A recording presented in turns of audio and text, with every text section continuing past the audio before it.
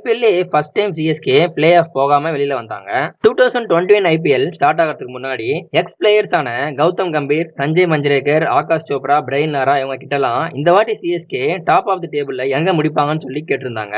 அதுக்கு இவங்க எல்லாரும் 4-5ன்னு ஒரு நம்பர் சொன்னாங்க.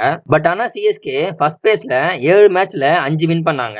செகண்ட் பேஸ் துபாயில வச்சதால சிஎஸ்கே ஃபேன்ஸுமே சிஎஸ்கே துபாயில ஜெயிப்பாங்களான்னு ஒரு டவுட்ல இருந்தாங்க.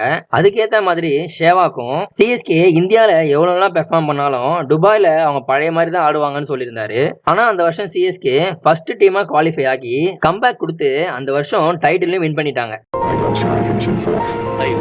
I don't see them finishing in the top. I don't think that they'll qualify this season.